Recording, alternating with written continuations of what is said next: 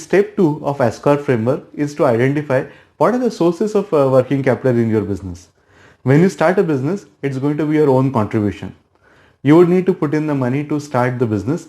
That would cover the initial material requirement that you would have, the cost of labor, the conversion charges, utility bills.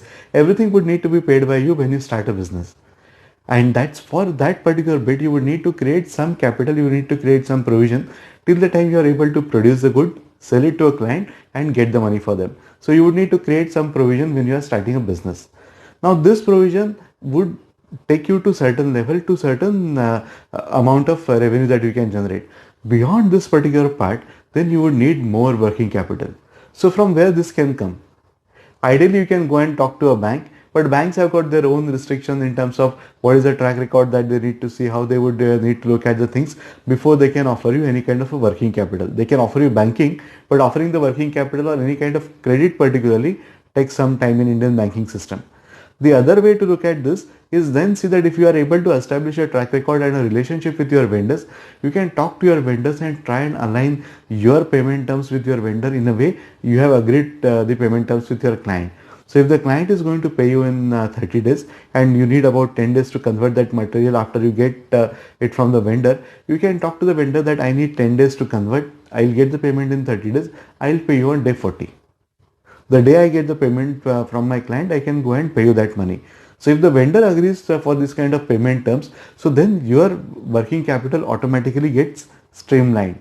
So the second way of looking at the working capital is from the vendors.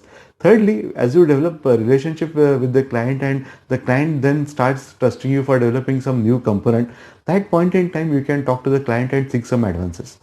Particularly things like the material or the tooling that you would need to develop, you can talk to the client and get some advance from the client. So that becomes your third source. And after a certain period, once the traction is clearly established, that point in time, the banks would be willing to give you some credit. And that's the ideal way of going about it. The sooner you are able to get the credit from the bank, the better it is. So in your business, the sources of working capital would start from your own contribution.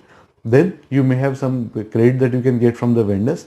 Third thing that you would get is the advances. And once there is a track record, you would be able to get the money from bank. These are the ideal sources of getting the working capital. If this is not sufficient and you are not able to generate the required working capital through these particular sources, that's when we enter into a space called unsecured. Okay. This unsecured can also come from three different ways. The first way is that you don't have the money but you have the business. So you can go and reach out to your friends who would be willing to support, or even your relatives who are willing to support you, and they can give you some money to run those operations or to get that incremental revenue. This will come at maybe free, it may come at a rate which is close to the bank, but that's going to be relatively cheaper. The second option is that you can reach out to the NBFCs. NBFCs are little more lenient compared to the banks, but they charge you a premium. So if the banks are able to give you at about 8 or 9%, the NBFCs may be able to give you at about 11 to 13% depending on your credit. But if they are also not able to lend, then comes the biggest challenge of securing the money, and the easiest answer to this challenge is something called as the private lenders.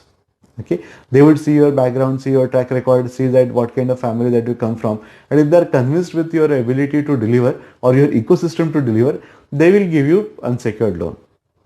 But this will come at something like 2 or 3% per month, which practically means that the whole for a year, this cost of finance is anywhere between 30 to 40%.